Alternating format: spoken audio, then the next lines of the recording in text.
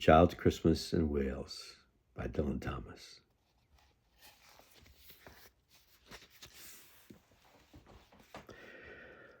One Christmas was so much like another in those years around the Seatown corner, now and out of all sound except the distant speaking of the voices I sometimes hear a moment before sleep, that I can never remember whether it snowed for 6 days and 6 nights when I was 12, or whether it snowed for 12 days and 12 nights when I was 6.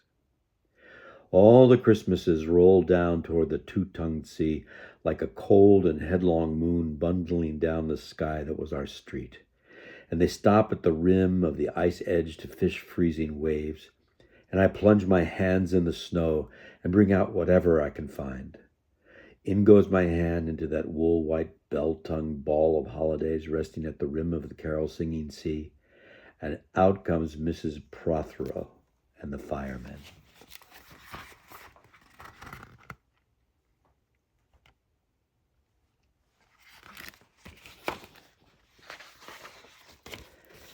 It was on the afternoon of the day of Christmas Eve, and I was in Mrs. Prothero's garden waiting for Cats with her son Jim.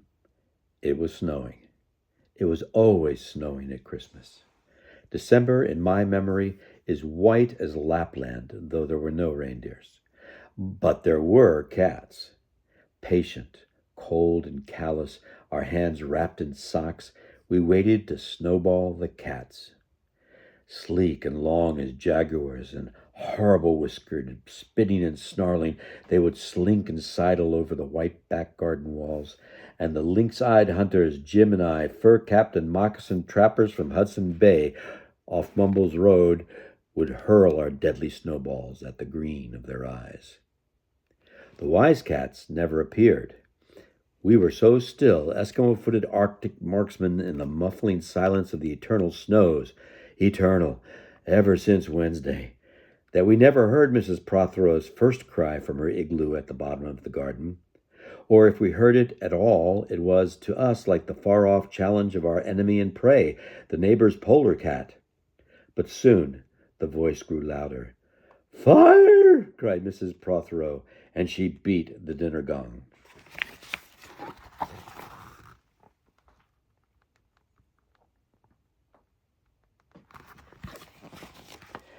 And we ran down the garden with the snowballs in our arms toward the house, and smoke indeed was pouring out of the dining room, and the gong was bombilating, and Mrs. Prothero was announcing ruin like a town crier in Pompeii.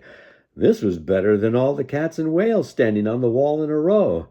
We bounded into the house, laden with snowballs, and stopped at the open door of the smoke-filled room.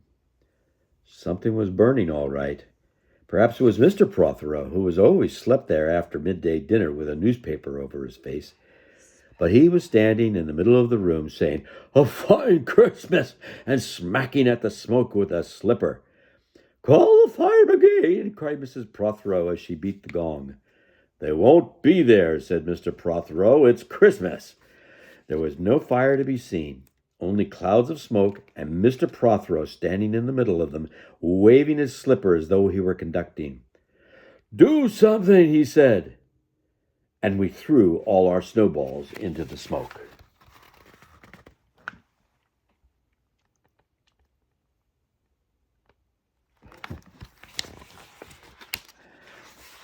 I think we missed Mr. Prothero, and we ran out of the house to the telephone box. "Let's call the police as well," Jim said. "And the ambulance. And Ernie Jenkins, he likes fires."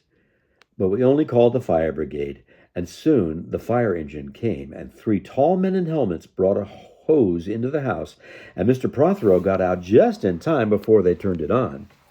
Nobody could have had a noisier Christmas Eve.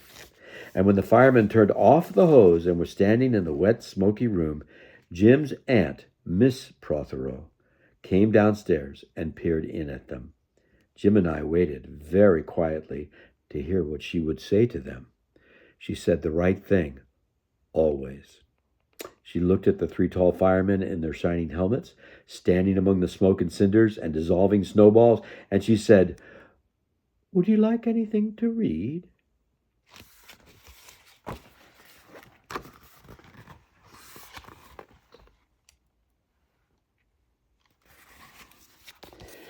Years and years and years ago, when I was a boy, when there were wolves in Wales, and birds the color of red flannel petticoats whisked past the harp-shaped hills, when we sang and wallowed all night and day in caves that smelt like Sunday afternoons in damp front farmhouse parlors, and we chased with the jawbones of deacons the English and the bears, before the motor car, before the wheel, before the duchess-faced horse, when we rode the daft and happy hills bareback, it snowed and it snowed.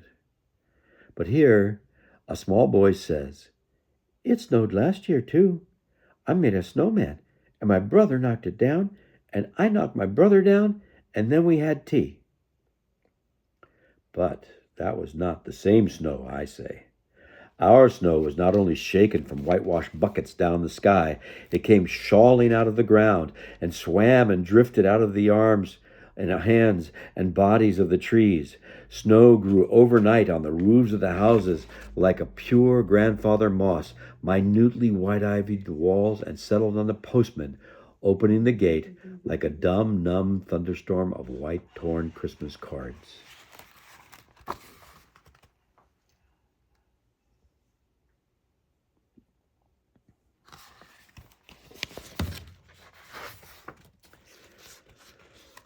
Were there postmen then, too? With sprinkling eyes and wind-cherried noses on spread frozen feet, they crunched up to the doors and mittened on them manfully. But all that the children could hear was a ringing of bells. "You mean that the postman went rat-a-tat-tat and the doors rang?" "I mean that the bells that the children could hear were inside them." "I only hear thunder sometimes, never bells." "There were church bells, too." "Inside them?"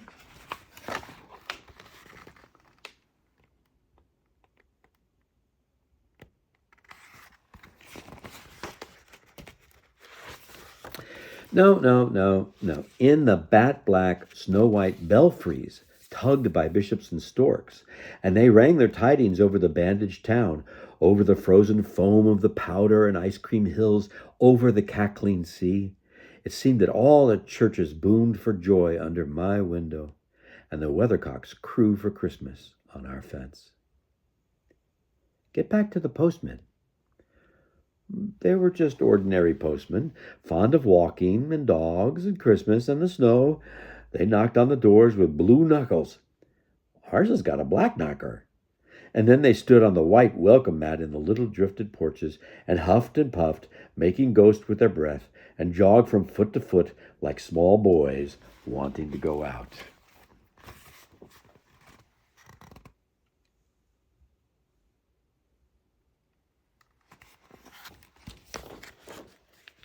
And then the presents? And then the presents after the Christmas box.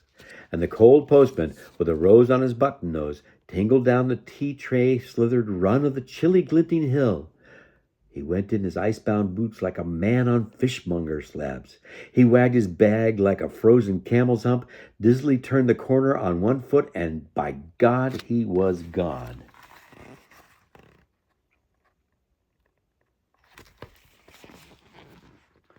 Get back to the presents. There were the useful presents, engulfing mufflers of the old coach days, and mittens made for giant sloths, zebra scarves of a substance like silky gum that could be tug-of-warred down to the galoshes, blinding tam-o'-shanters like patchwork tea cozies, and bunny-suited busbies and balaclavas for victims of head-shrinking tribes. From aunts who always wore wool next to the skin, there were mustached and rasping vests that made you wonder why the aunts had any skin left at all. And once I had a little crocheted nose bag from an aunt, now, alas, no longer whinnying with us, and pictureless books in which small boys, though warned with quotations not to, would skate on Farmer Giles's pond, and did, and drowned, and books that told me everything about the wasp except why. Go on to the useless presents. Oh, bags of moist and many-colored jelly babies, and a folded flag, and a false nose, and a tram conductor's cap, and a machine that punched tickets and rang a bell. Never a catapult. Once, by mistake that no one could explain, a little hatchet, and a celluloid duck that made, when you pressed it, a most unduck-like sound, a mewing moo that an ambitious cat might make who wished to be a cow, and a painting book in which I could make the grass, the trees, the sea, and the animals any color I pleased. And still the dazzling sky-blue sheep are grazing in the red field under the rainbow-billed and pea-green birds. Hard-boiled, toffee, fudge, and all sorts, crunches, cracknels, humbugs, glaciers, marzipan, and butterwelsh for the Welsh, and troops of bright tin soldiers who, if they could not fight, could always run, and snakes and families, and happy ladders, and easy hobby games for little engineers, complete with instructions.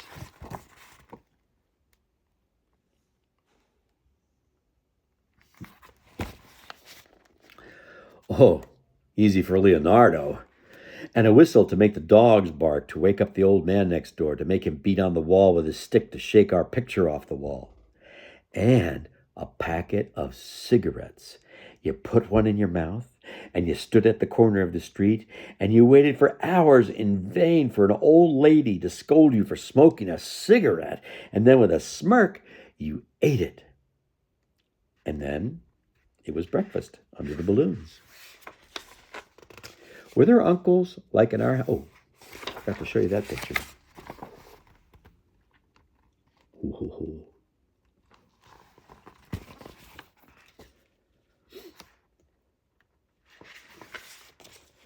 Were there uncles like in our house? There are always uncles at Christmas. The same uncles.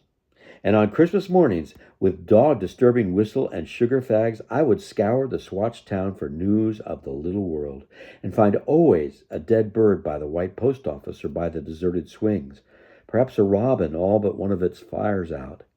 Men and women waiting or scooping back from chapel, with taproom noses and wind-bust cheeks, all albinos, huddled their stiff black jarring feathers against the irreligious snow.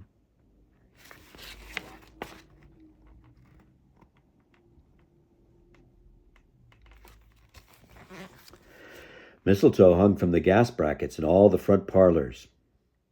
There was sherry and walnuts and bottled beer and crackers by the dessert spoons, and cats in their furabouts watched the fires, and the high-heaped fire spat, all ready for the chestnuts and the mullein pokers.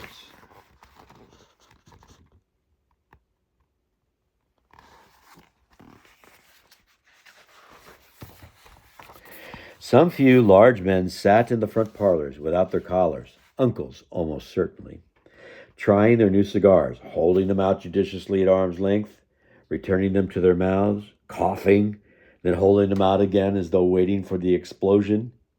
And some few small aunts, not wanted in the kitchen, nor anywhere else for that matter, sat on the very edges of their chair, poised and brittle, afraid to break, like faded cups and saucers.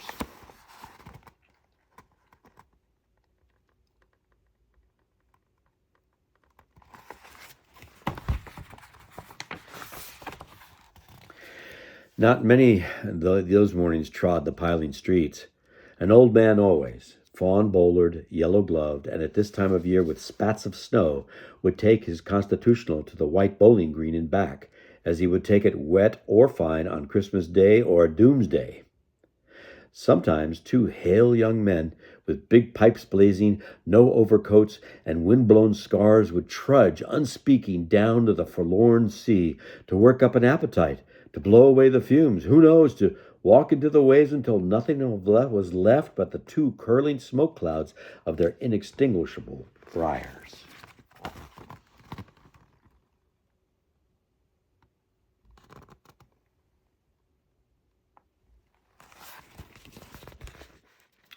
Then I would be slapdashing home, the gravy smell of the dinners of others, the bird smell, the brandy, the pudding and mince coiling up to my nostrils, when out of a snow-clogged side lane would come a boy, the spit of myself, with a pink-tipped cigarette and the violet past of a black eye, cocky as a bullfinch, leering all to himself. I hated him on sight and sound, and would be about to put my dog whistle to my lips and blow him off the face of Christmas when suddenly he, with a violent wink, put his whistle to his lips and blew so stridently, so high, so exquisitely loud that gobbling faces, their cheeks bulged with goose, would press against their tinseled windows the whole length of the white, echoing street.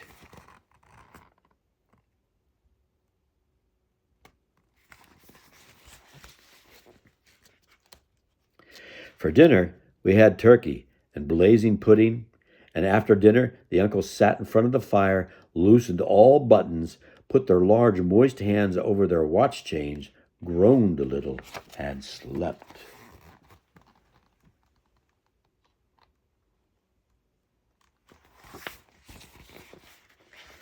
Mothers, aunts, and sisters scuttled to and fro bearing tureens.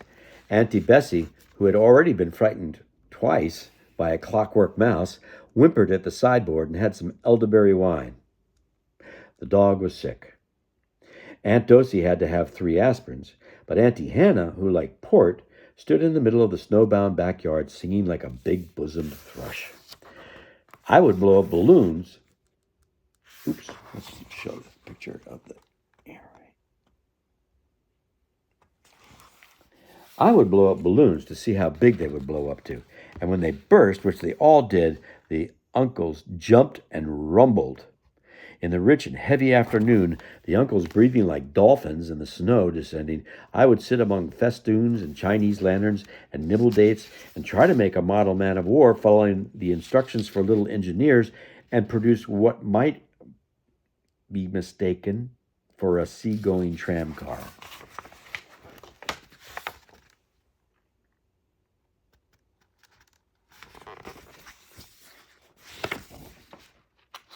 Or I would go out, my bright new boots squeaking, into the white world, onto the seaward hill, to call on Jim and Dan and Jack, and to pad through the still streets, leaving huge, deep footprints on the hidden pavements.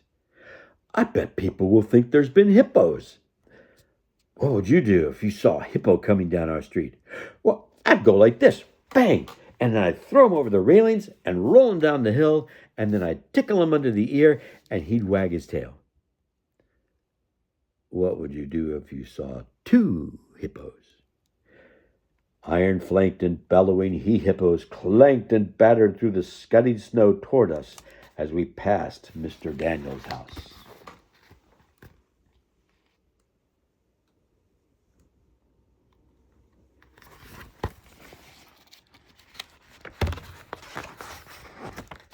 Hey, let's post Mr. Daniel a snowball through his letterbox. Let's write things in the snow. Hey, let's write, Mr. Daniel looks like a spaniel all over his lawn. Or we walked on the white shore. Can the fishes see it snowing? The silent, one-clouded heavens drifted on to the sea. Now we were snow-blind travelers lost on the north hills, and vast, dew-lapped dogs with flasks round their necks ambled and shambled up to us, baying, "Excelsior!"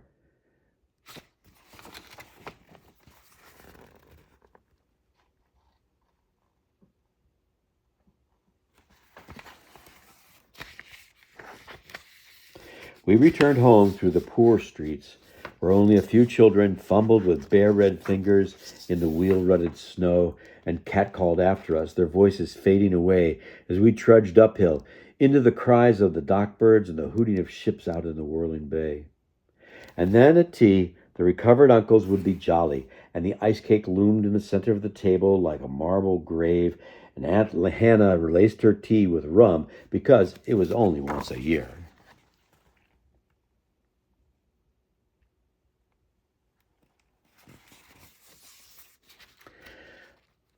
Bring out the tall tales now that we told by the fire at the gaslight bubbled like a diver.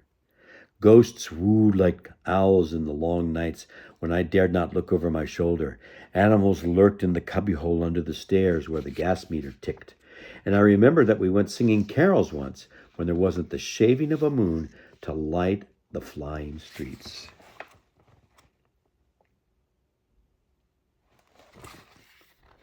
At the end of a long road, was a drive that led to a large house, and we stumbled up the darkness of the drive that night, each one of us afraid, each one holding a stone in his hand in case, and all of us too brave to say a word. The wind through the trees made noises as of old and unpleasant, and maybe web-footed men wheezing in caves. We reached the black bulk of the house.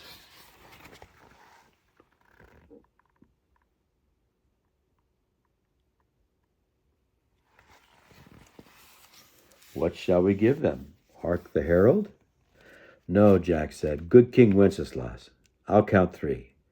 1, 2, 3, and we began to sing, our voices high and seemingly distant in the snow-felted darkness round the house that was occupied by nobody we knew. We stood close together near the dark door. Good King Wenceslas looked out on the feast of Stephen. And then a small, dry voice, like the voice of someone who has not spoken for a long time, joined our singing. A small, dry, eggshell voice from the other side of the door. A small, dry voice through the keyhole. And when we stopped running, we were outside our house. The front room was lovely. The balloons floated under the hot water bottle, gulping gas. Everything was good again and shone over the town. Perhaps it was a ghost, Jim said. Perhaps it was trolls, Dan said, who was always reading. Let's go in and see if there's any jelly left, Jack said, and we did that.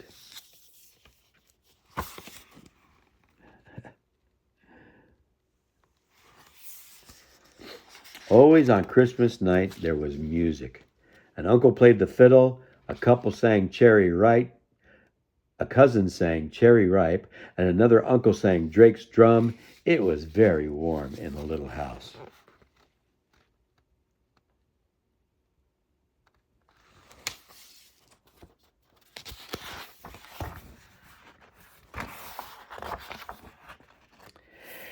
Auntie Hannah, who had got onto the parsnip wine, sang a song about bleeding hearts and death, and then another in which she said her heart was like a bird's nest, and then everybody laughed again, and then I went to bed.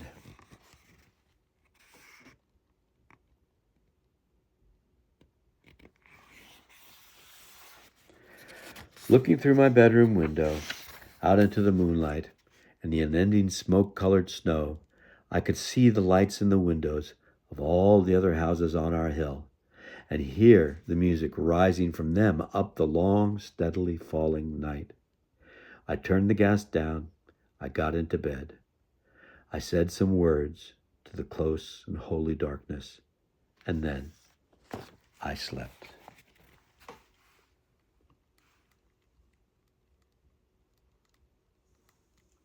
The end.